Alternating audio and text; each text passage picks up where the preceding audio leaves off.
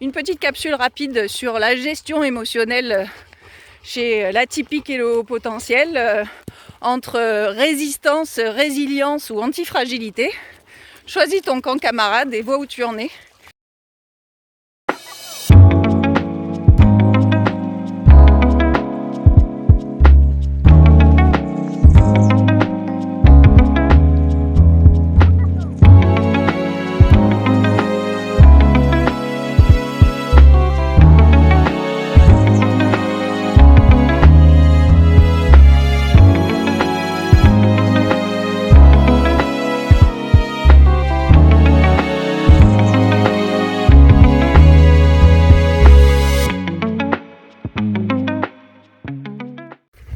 Salut à tous, salut à toi, atypique ou au potentiel qui erre sur YouTube en quête de réponses.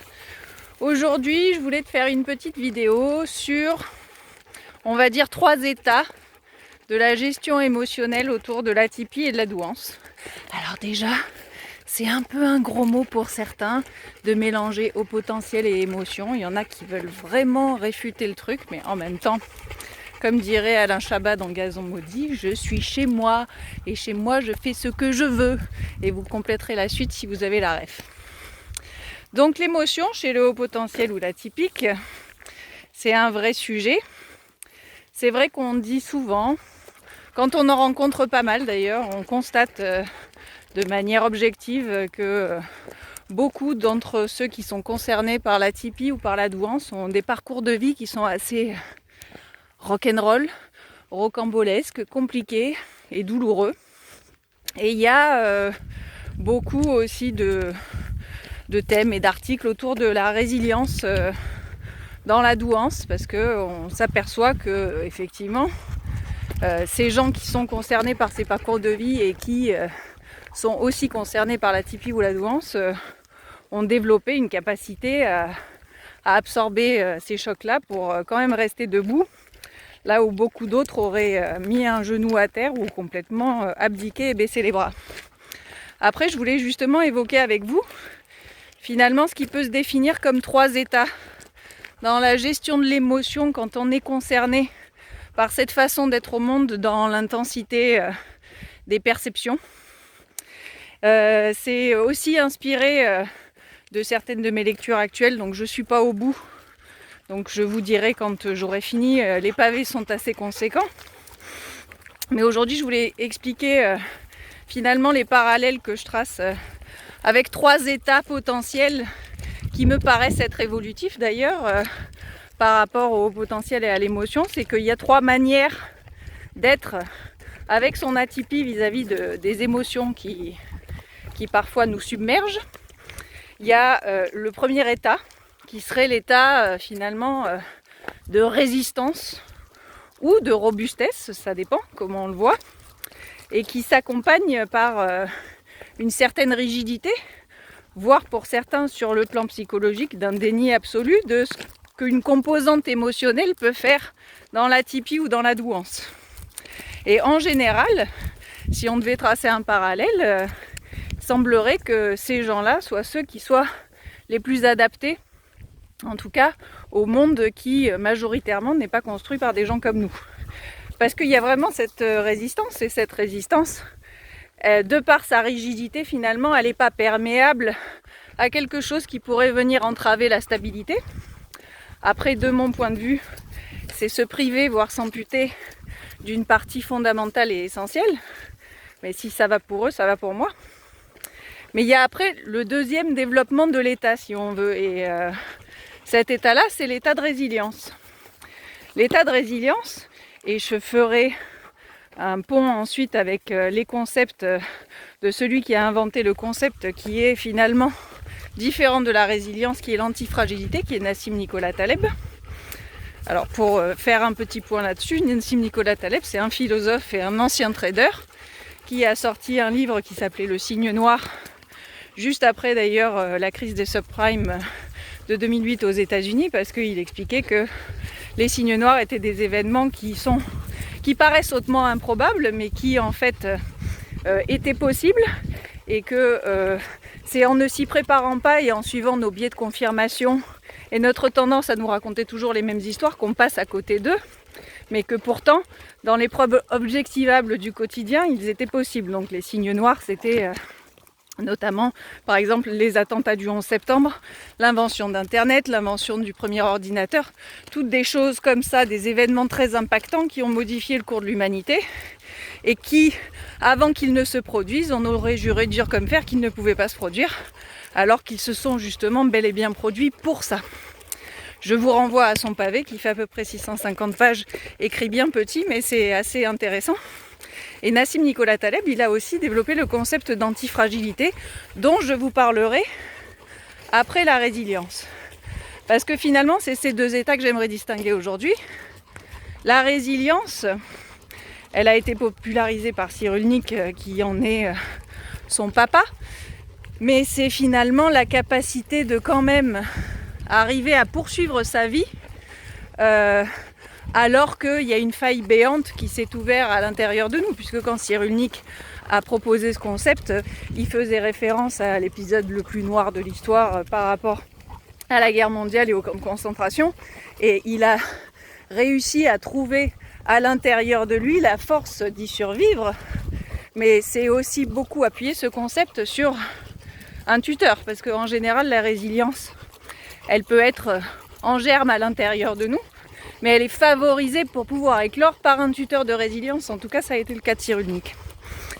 Et la résilience face à la gestion émotionnelle dans la typie et dans la douance, ce serait finalement un état où on a accepté, on a dépassé le stade de la résistance et de la rigidité par rapport à ça, et on a accepté d'être le jouet traversé par toutes ces émotions-là, et on arrive à faire avec. On arrive à survivre en compensant, en régulant, mais on arrive. Sauf que c'est peut-être un état intermédiaire que je vous propose de dépasser aujourd'hui, parce que justement, l'antifragilité conceptualisée par Taleb, contrairement à la résilience, c'est de se dire que le système, il est renforcé de manière positive par ce qui lui arrive. La résilience, finalement, c'est absorber un choc et continuer à fonctionner parce qu'on a réussi à intégrer le choc à l'intérieur de soi et qu'on se développe malgré lui. L'antifragilité, c'est finalement faire du choc et du stress et de ce qui nous arrive le milieu propice même pour se développer encore plus fondamentalement, de manière encore plus expansée et de manière encore plus éclatante. C'est dans l'instabilité qu'un système antifragile révèle ses meilleurs atouts, puisque c'est dans l'instabilité qu'il a été créé pour prospérer. Le résilient, finalement, c'est en dépit d'eux et malgré, alors qu'un antifragile, ce serait grâce à. Et ça, c'est intéressant parce que, justement, dans le parallèle que je fais sur cette chaîne depuis quelque temps, je suis convaincue que les atypiques et les hauts potentiels ont en eux des germes, finalement, de cette mouvance, de cette instabilité chronique, mais parce qu'elle est le cadre même de leur milieu naturel, celui où ils vont s'expanser le plus magistralement possible, parce que, justement, c'est leur état naturel. Et un système antifragile, il est renforcé par ça.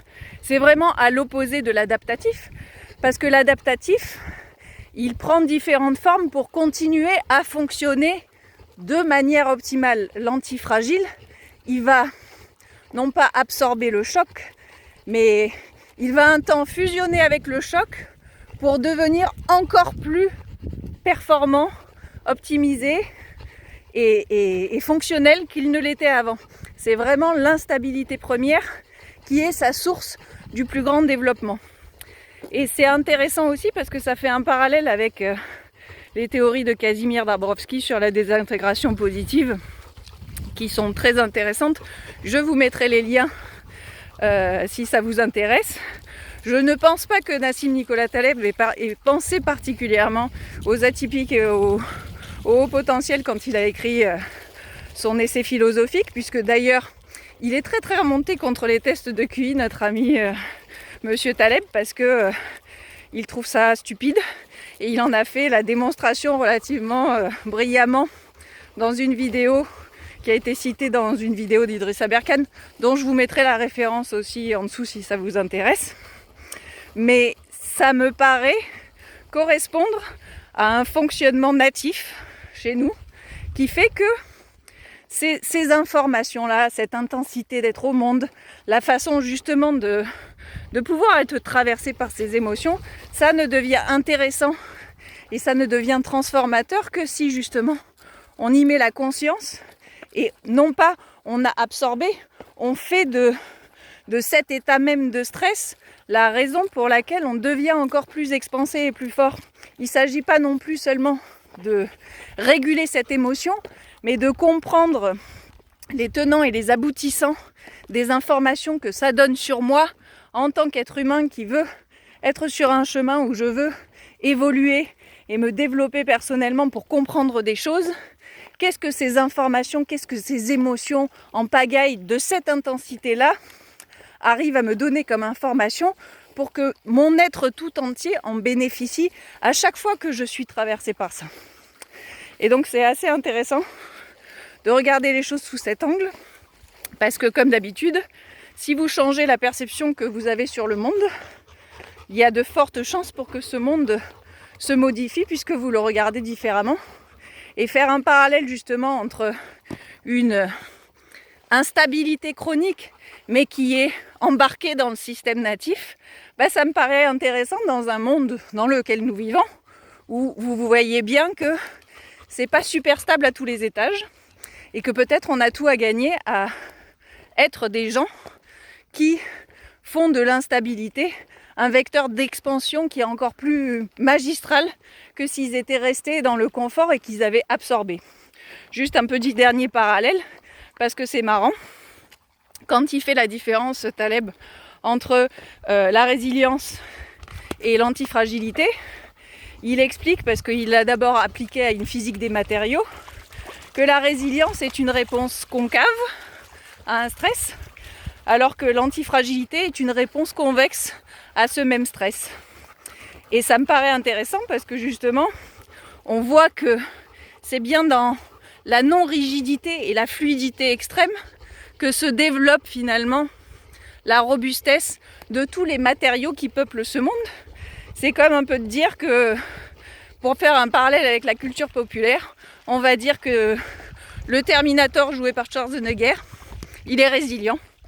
Parce que il résiste, il se fait défoncer dans le film, il perd des membres, il est balafré et donc d'ailleurs il perd sa forme puisqu'il commence à être abîmé. On voit bien que ça lui a mis un gros taquet dans la bouche, mais il continue.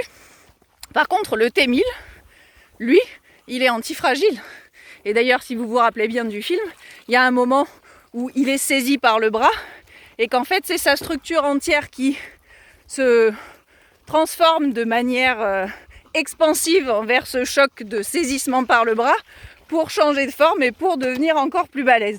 Et d'ailleurs, je pense que dans plein de jeux vidéo auxquels les jeunes se jouent aujourd'hui, il doit y avoir des trucs où plus tu bombardes le méchant, plus il devient fort. C'est un peu pareil, sauf que vous laissez de côté le côté psychopathe et ce sera nickel. Voilà, c'était une petite capsule rapide sur la gestion émotionnelle chez l'atypique et le haut potentiel, entre résistance, résilience ou antifragilité. Choisis ton camp camarade et vois où tu en es. Et puis je vous dis à très bientôt pour de nouvelles vidéos. Et n'oubliez pas de vous abonner et de liker si ça vous a plu. Et à la prochaine. Salut!